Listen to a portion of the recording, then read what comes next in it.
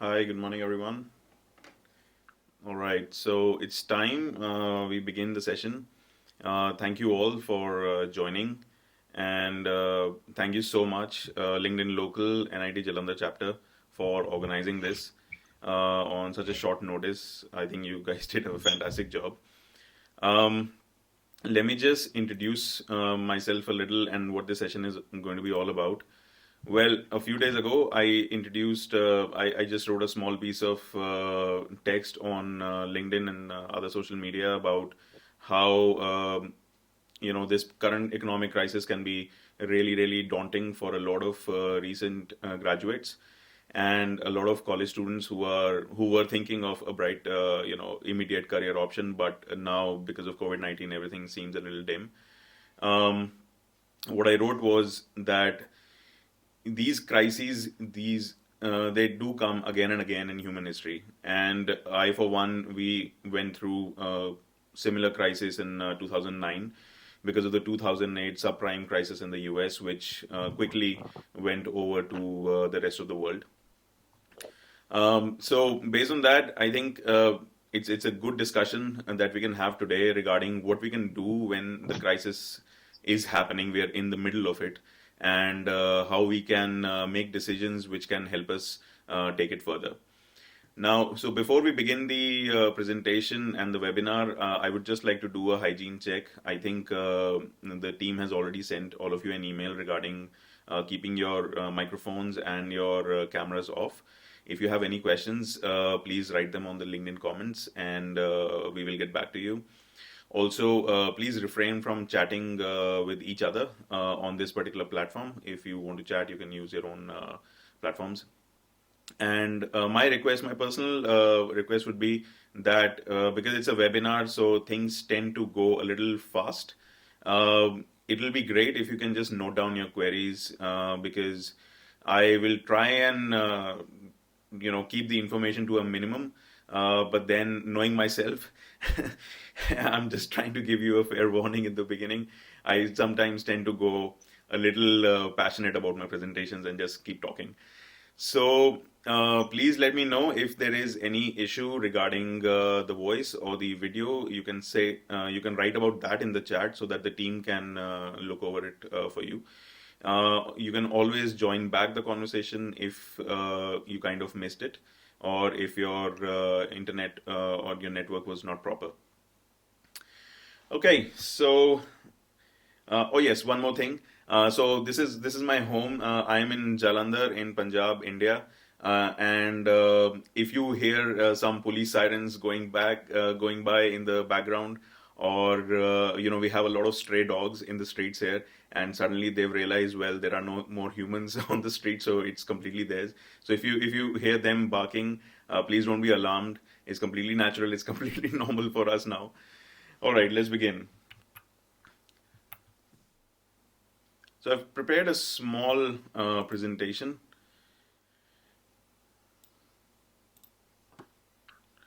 Right. So career decisions during crises. How can we make the best of this time? You can always ask questions later as well. So just saying that again. Let me start by introducing myself a little. I completed my computer engineering from NIT Jalandhar in 2009. I went on to finally get a job in an American IT company after there was a crisis in which I tried various things. I became a teacher to other engineering students.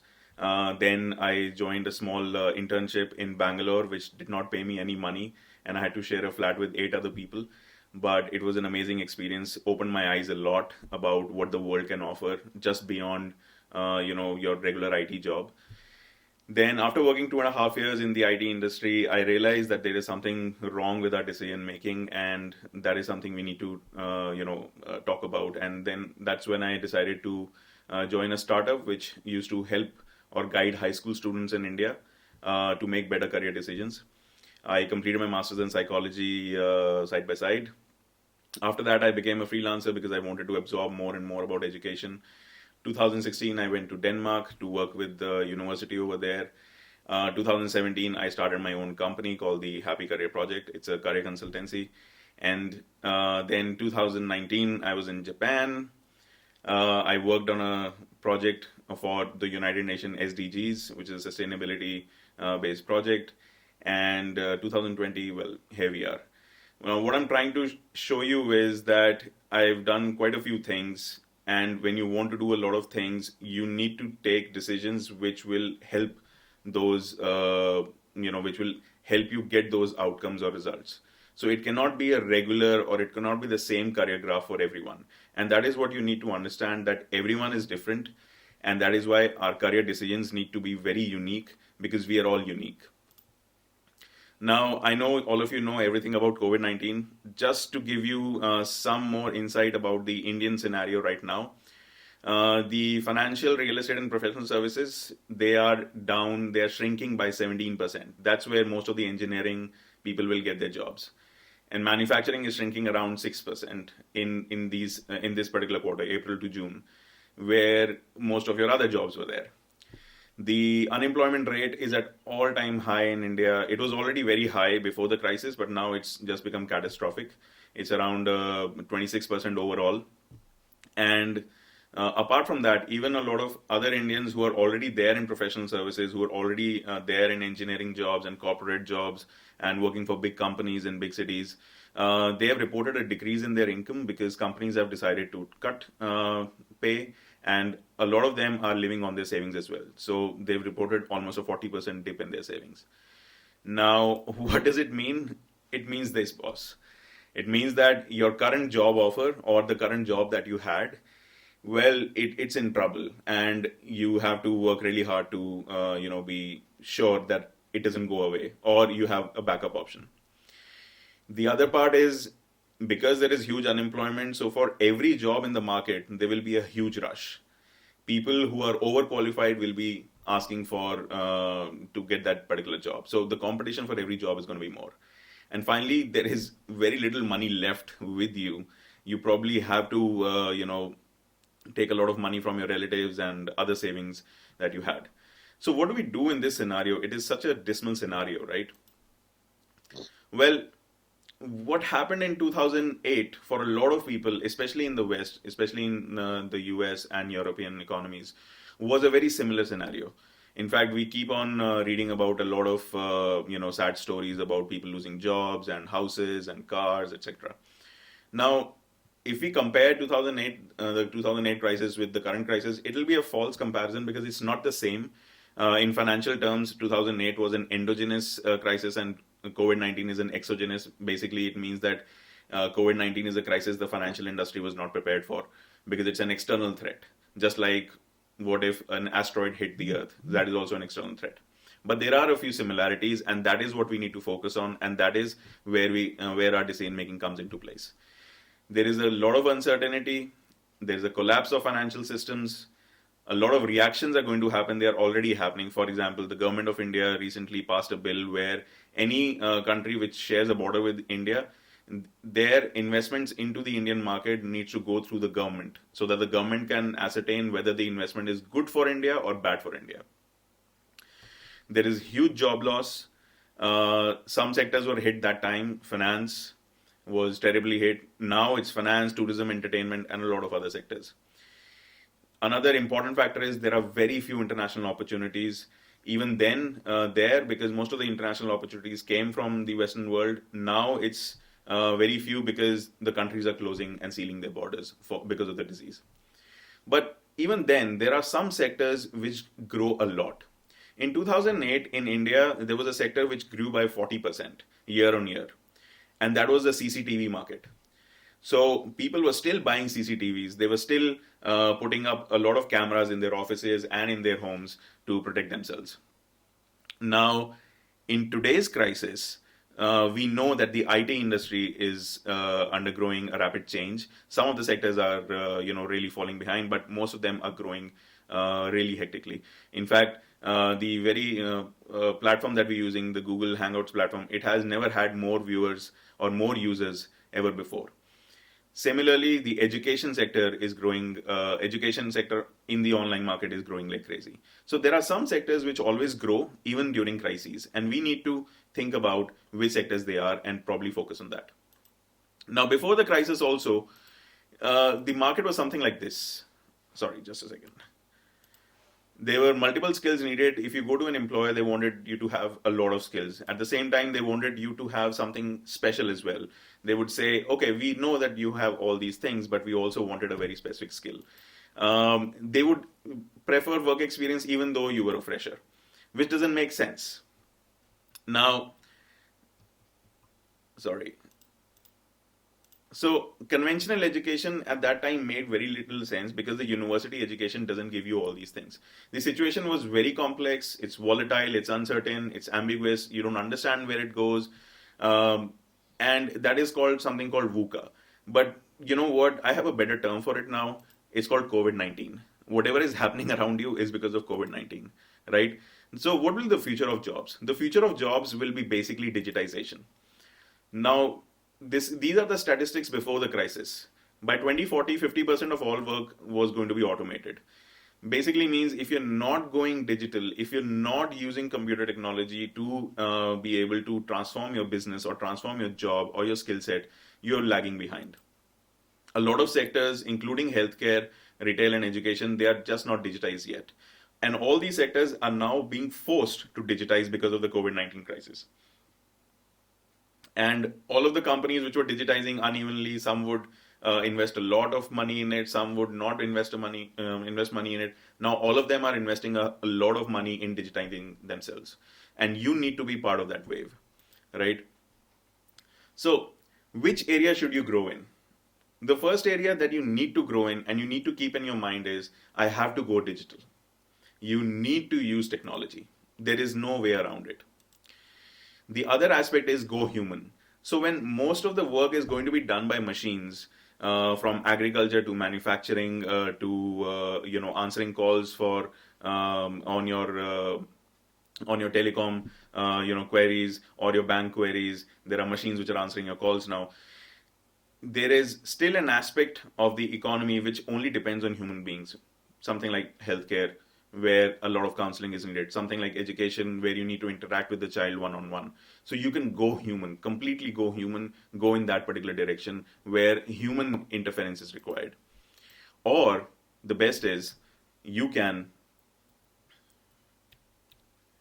bring the digital or the human to the digital, which means that you can be a bridge between digital world and the world where a lot of human intervention is required. Sorry. Skills. Now, some of these skills are mentioned by Harvard and McKinsey and all these big people. They talk about critical thinking, creativity, people skills, mental elasticity, complex problem solving. And one would wonder that how do you expect all of these skills to be, there in a freshly graduated professional? So how do you get those skills? Well, this is the start of that journey. Now, Fabio Mauli, he's a very, very famous guy. He says the most important skill in the future will be the ability to connect the dots in your own way. All the other things will happen automatically. Your critical thinking, creativity, complex problem solving, it is all going to be there. But the most important skill in the future is how you use them to actually get success. Now, this particular diagram kind of summarizes it very well. You can capture a lot of knowledge, you can absorb a lot of knowledge, and then you can work in an industry where you're taught or where you're told to do things in a particular way, which you can call work experience. But the real creativity is when you start using your mind and all your skills to create something which was not there beforehand. So what do we do, right? Coming to the second part of the entire presentation. Now, what do I do in this particular scenario? I've understood that there are some sectors which grow. I've understood that I need to go digital. I've understood that it is very uncertain time, so I need to be prepared. These are the 8 things we're going to talk about today. Now, they're not a lot, but let's just focus on how we can use them, all right? First is you have the time right now, and all of us know that all of us have a lot of time right now to do self-assessment. But before we do any of that, the first thing that might have come to a lot of your minds would have been, okay, but I don't have the money. I don't have, I can't spend money right now. In fact, I want to earn money. I will earn money whatever way possible. Trust me, this is not the time to think about money, because guess what? The statistics that we discussed earlier, they clearly show that there is no money available in the market right now. So what do you do when you don't have any money? Well, start with this. Go and get yourself assessed. All of you know that there are a lot of career assessments out there. A lot of people claim to tell you who you really are and what you really should be doing right from your high school. A lot of your schools and colleges and universities do help you in assessing yourself. Wherever you get this resource from, go ahead, understand yourself better. The best ways to understand yourself better is a very scientific way, which is called a psychometric assessment. There are a lot of free psychometric assessments available in the world. Next is you take guidance from your seniors, people who have been through some of the experiences that you are looking at right now, people who have been through crises, who are much more experienced than you are. They might be your seniors in university, they might be your relatives, they might be your ex-bosses, whoever it is. If you have money, you should invest that money in a mentorship program. There are a lot of executive coaches, life coaches out there. Try and understand your creativity. Really explore your creativity, because trust me, if you are creative, that is something inherent in you. And you can utilize that in your professional life very well, including TikTok. A lot of people are getting on TikTok right now, and a lot of them have actually realized that they might be good at it. And finally, spiritual. Now is the time to get into good habits like meditation and so on. I'm spending a bit of time on this because this is the cornerstone of your entire career journey now. Next is obviously absorbing a lot of knowledge and absorbing a lot of skills, right? At home, a lot of people are focusing on their physical and mental wellness, while a lot of others, they are just lying down, chilling, doing nothing, which is absolutely okay. But then if you don't invest this time in these aspects right now, when you start working, when you start desperately working after the crisis, you will, as it is, not have enough time. And at that time, you need to be mentally strong as well as physically strong. So you need to be prepared for that. Work on your soft skills, work on your software skills, learn a new skill like maybe programming or even cartography. If you like making maps, just go ahead and learn it. How, all of you, I think, already understand how. But I would also focus on the fact that you can learn from your peers, people who are around you, your friends who know something but you don't, and you can exchange knowledge. You can also create group learning sessions online using a lot of free platforms, including Google Hangouts. Prepare your CV. Now is the time to prepare for your entrance examination. If you were going for CAT or GMAT or GRE or IELTS or any of these tests, now is the right time to prepare for it, because you will not get this much free time anywhere in the next 1 year or later.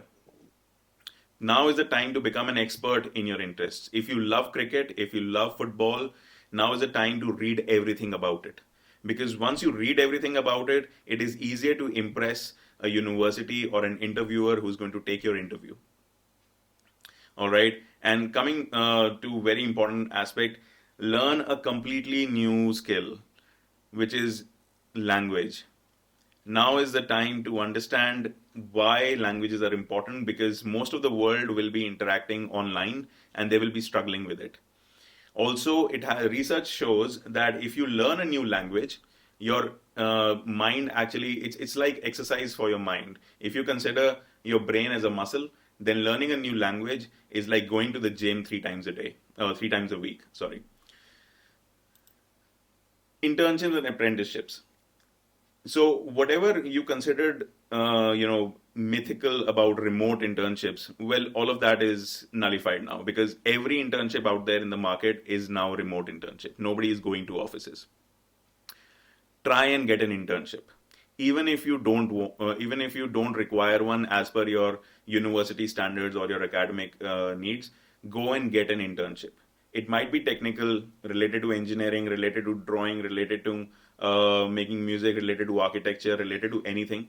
It might be research based. There might be a social organization which wants to do research on COVID-19. Go ahead, help them. It's just spending time on Google. At the same time, you gain a lot of skills. Social media related, you should learn how to manage social media, because guess what? Social media is going crazy right now. So you need to be ahead of the curve and need to understand where to take social media and how, or get into an academic internship. Just talk to your professor, talk to your teacher at school, and ask them if they need any help and what kind of help they would need. Now, a lot of government health departments in India, they are asking for people to apply for jobs and voluntary work in their departments because, well, they are under a lot of strain. And I am pretty sure it is the same around the world. If you are willing to do that, please go ahead and apply.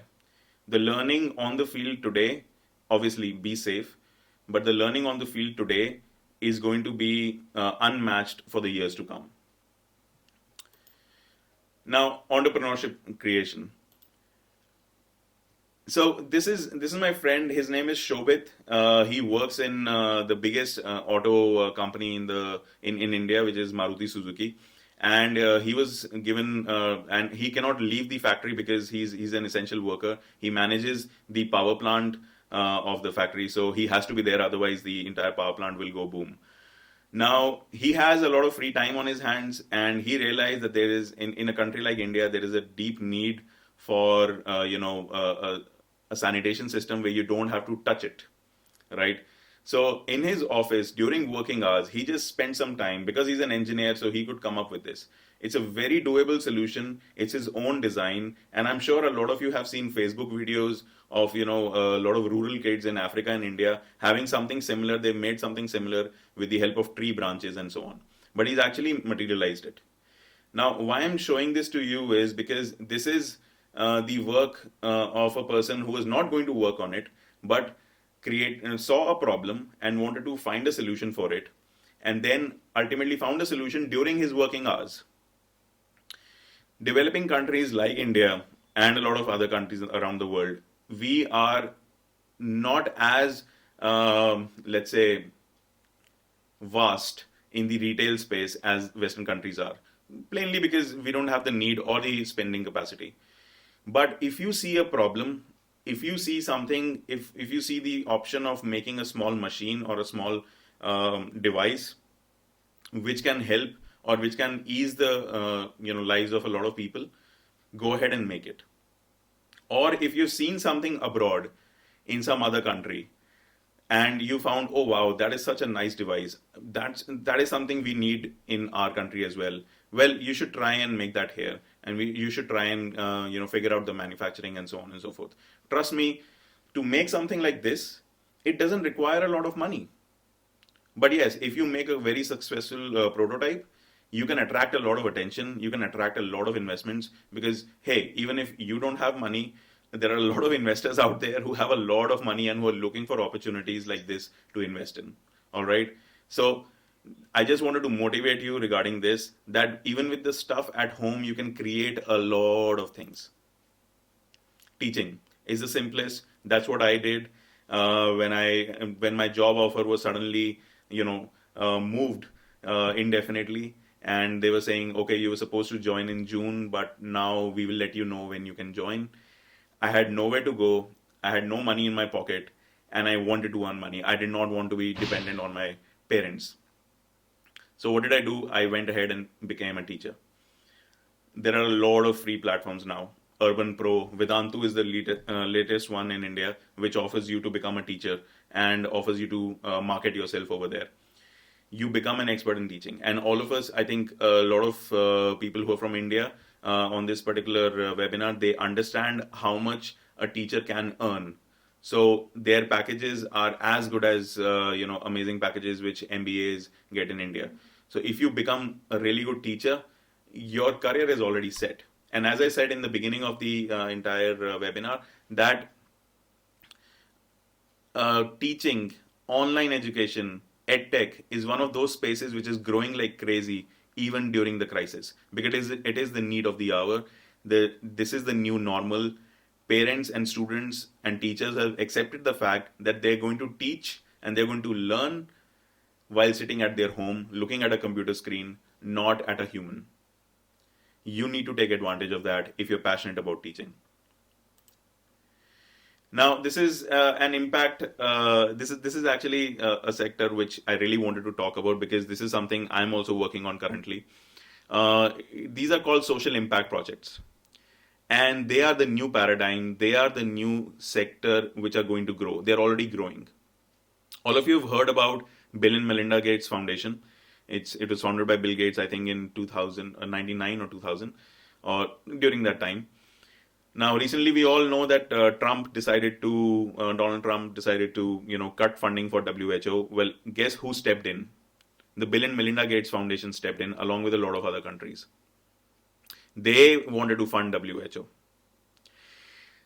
One of the biggest organizations in the world which is working globally to find vaccines for COVID-19 right now is Bill and Melinda Gates Foundation. In fact, during one of the interviews that I saw of Bill Gates, he was talking about that he's spending, they're going to invest billions of dollars on 7 or 8 simultaneous vaccine projects.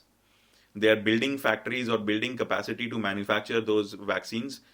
And even though he knows that only 1 or 2 might work out of those 8 vaccine projects, they are still going ahead and spending billions. He knows they're going to be in a loss, but he says it's worth it. We have to do it. No other government in the world is able to make such bold decisions. Talking about India, in the first 3 weeks of the lockdown, starting from March 22, so most of the migrant workers who were given food in the form of cooked food or in the form of ration, in the form of just groceries and supplies, most of it, 90% of it, was done by non-governmental organizations. Even in a state like Kerala, which is communist, which is run by a communist government, and it has one of the best public distribution systems, even there, 90% of the supplies were done by NGOs. Now, why I'm telling you this is because there is a big gap. We have these huge structures like the government and the UN and big corporate entities, big CSR, but they are so far away from the actual development of the people. They're so far away from the ground realities that there are a few people, very few people, who are passionate and who understand the problem, who are always needed to plug that gap. Whether it be in disasters, natural disasters, you will see NGOs coming into play. You will see the Red Cross Society coming into play. Or it is big crises like the COVID-19. You are seeing people who are not part of the government, not part of the corporate sector, but working towards it. And that is what I call the social impact sector. Now, throughout our history, throughout our civilization, we have developed whatever we have, but we have still not been able to provide for everyone. Maybe in a few places like maybe Scandinavia or a few places across the world, we have been able to create very efficient systems. But around the world, most of it is not very efficient in doing these things. That means we need to have these social impact entities in order to complete that process, in order to make sure that everyone gets what they deserve to get. So if there is such a big sector which is needed for the development of the world, that means it needs amazing, super talented people. If probably Bill and Melinda Gates Foundation did not have Bill and Melinda working round the clock on it, leaving all their other ventures like Microsoft behind, and they're supported by these amazing team of scientists and researchers and really creative problem solvers. If they were not there, then we would our growth rate or our success rate of finding a solution would be so slow. So we need to get these amazing people on board. And this is where I want you to think about getting into the social impact sector. Because the money is already out there. You will get money if you find a creative solution, which the government is not able to find, which the research organizations or the UN is not able to find because of various reasons.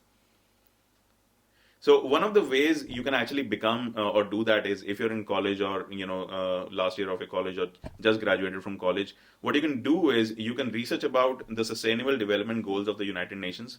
That is what my project in Japan was based on, and you can become a global ambassador. You should talk to your university, you should talk to your professors, you should talk about implementing SDGs in your locality, in your community. Because we need to achieve SDGs by 2030. Otherwise, our planet is going to change in a way where we cannot take it back.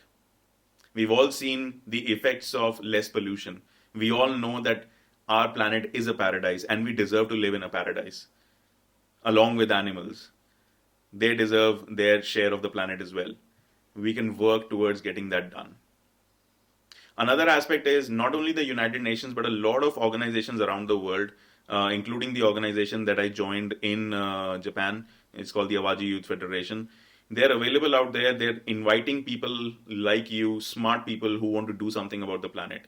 There's a website which I find very, very helpful. I hope the link is correct. It's called opportunitydesk.org. You will find a lot of these options. These are non-conventional education and work experience options, which are not available otherwise. They are heavily funded by a lot of organizations, and you should definitely explore that, apply for that. If not apply directly, well, prepare for applying for it. And we can have another discussion regarding how to make good applications. So this is it, guys. But this is what I want to leave you with.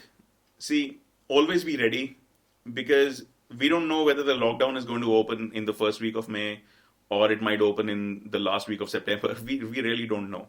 If you go by what the WHO is saying, then we probably need to wait for the vaccine before everything comes back to normal. But is there anything called normal anymore? You will be surprised to know when the entire world was going through Corona, in the first 2 months, January and February, there were more than 1,000 cases of H1N1 in India.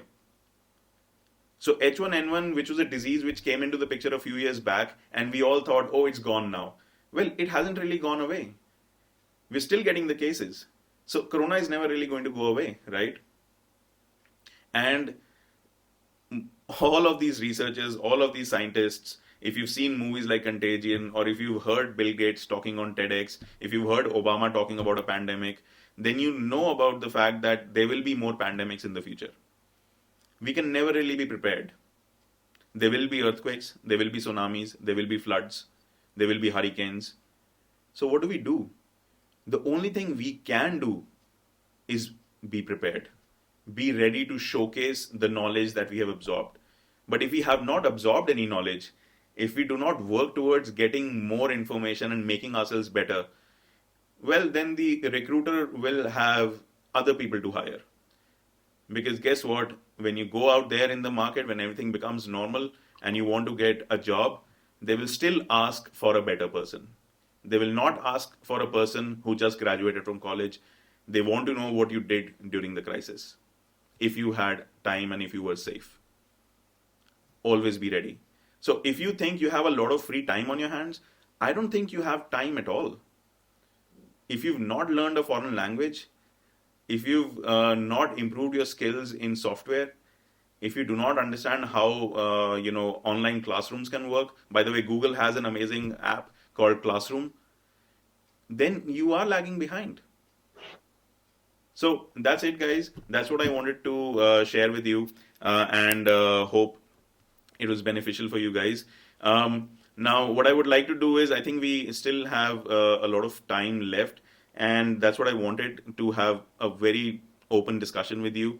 I think I'll give it to the NIT Jalandhar LinkedIn local team now. They can sort out any questions, or they can manage this from now. Yeah, thank you very much, sir. That was really great. So guys, we have made WhatsApp group, and I think we can have the question answers there on the WhatsApp group. So let's have the question answer session on the WhatsApp group here. Okay, so I have the first question. The first question is from Nikhil. He says he's a master's in technology student. He's doing master's in engineering, and he got an opportunity to study in Sweden. So he's asking, what is my opinion about the higher studies outside India with the present conditions? So there was a recent survey done by a company called Mindler in India, and the survey is open for everyone to read. It's on LinkedIn, and they reported that around 70% of the students are changing their minds regarding study abroad options. Now, let me be very, very frank with you. I have interacted with a lot of universities and a lot of organizations which offered a lot of international opportunities. Sorry. Now, what happened there was that these universities are focusing on online education a lot now. What they're saying is they are not really sure when they can invite the students to actually come and join them in the courses. They're not really sure when they will be able to help them process their study visas, and they're not really sure when they will be able to open classes, regular classes completely, right? So even though the admissions are still going on, even though you can apply to the university, you can get a reply back, and they are replying. A few of my clients have done that. In fact, they're rejecting a lot of people as well. So there is absolutely no clarity right now. So if I claim to tell you that you are definitely going to that university in the near future, it will not be fair. Now, the problem with international education is because of COVID-19. All of us understand that. So, what do we do in this case? In this case, what you need to do is you need to be prepared for the fact that you might lose a year before you actually are able to join that university, right? So, what you can do is if you have been accepted in a foreign university, you need to be in touch with them. You need to be in touch with your professor if you were going to find a supervisor there, and ask them very clearly, how can you use this 1 year or the time before you actually get to travel to Sweden or anywhere else and join that university. In this particular year, the universities are working day and night to create a lot of online content and a lot of online courses for their students. So you might be able to join a lot of online courses. At the same time, you might be able to do some other aspects of your assignments online. You might be able to attend a lot of online classes as well. But till the time the university tells you that they are ready for you, even if it is in an online context, you need to start focusing your energy elsewhere. You need to start taking control of your life and start gaining more skills. It might be in the same area. At the same time, there's another aspect of it. All countries are not the same. So, opportunities in the US right now or after the crisis might be very different from opportunities in Europe or opportunities in Australia or opportunities in East Asia. So, because all the countries are not same, you have to be constantly in touch with them, and you have to keep constantly asking them what is happening. But as far as my opinion is concerned, my opinion about international education has always been that international education offers you a lot, not only academic expertise but also a lot of cultural exposure. So you should definitely opt for it.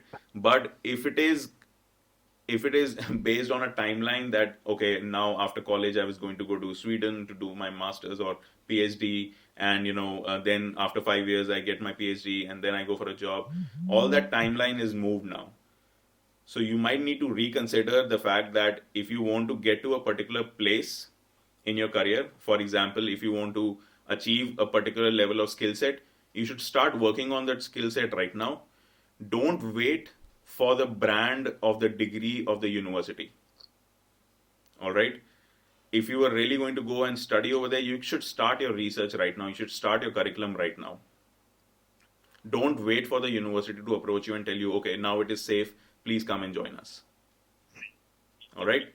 I hope that answers your question, Nikhil. So, what do you think? The next question is from Rutuja. What do you think is the future of investment banking after COVID-19? The future is great. Investment banking is a field where you always have a bright future, only because there is a lot of wealth in the world. There is a lot of money in the world. In fact, if you have been following, I talked about the fact that the government of India has put a filter on Chinese investments in India, and a conservative estimate was a lot of Chinese investors, they were planning around to invest $26 billion in the Indian market. But since the government is going to make a call whether to allow Chinese investments or not, well, that money, and then the investors said that that money is not coming to India now, it will go somewhere else. That means even during the crisis, the investors are already looking to invest. So that means they need people to find out which investments are good or which investments are bad, right? So investment banking will always be there. At the same time, if you have an investment banking portfolio, or if you have a wealth management portfolio, or if you have just an investment portfolio in general, as I talked about the social impact sector, they need people like that over there as well, right? You should actually think about getting into the social impact sector right now, because the focus on healthcare and where the funds, which the stimulus which the governments are offering, and how the economy can recover, all these aspects also come under the purview of what an investment banker does, because you basically study the same metrics, you study the same reports, you study the same research material, which these guys are going to study for policy making as well, right? So investment banking is always going to be there. It might not be in the same shape and form as you expect it to be. Working for a big hedge fund in Mumbai or New York or London, and just working 80 hours a week and trying to make money for yourself and the company, it might have a bigger impact now, because you might be working for investing a lot of government and non-governmental organization funds in the right direction. All right, so till the time any more questions are there, I actually wanted to, I didn't know that if I'll have time for this or not, but I wanted to share something which I'm doing currently.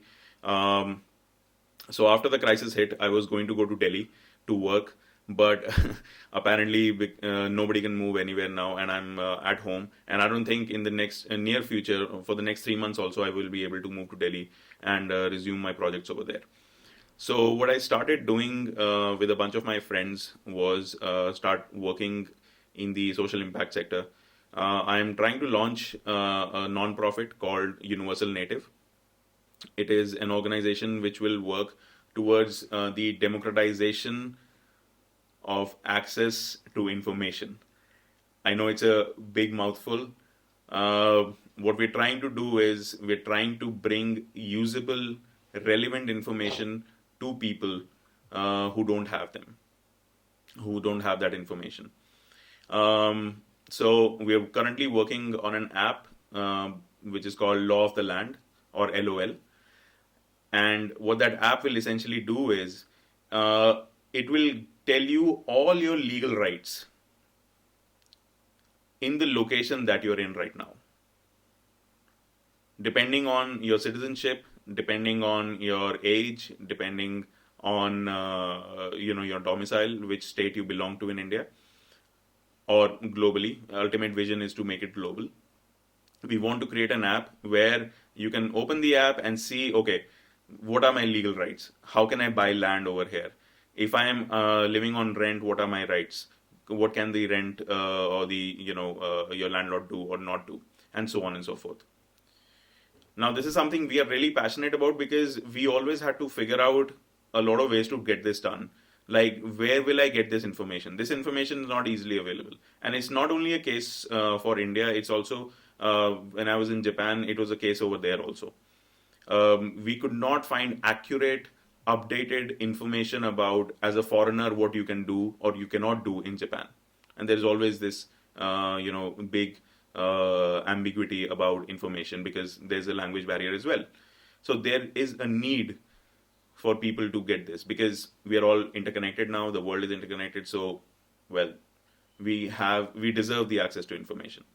Similarly, we are working on 14 other projects of this sort to help the world grow into a better place. We've all seen during the lockdown, the world is highly unequal. It's highly unequal. And this is our bit to contribute to make it slightly more equal. All right. I think I'm getting a few more questions.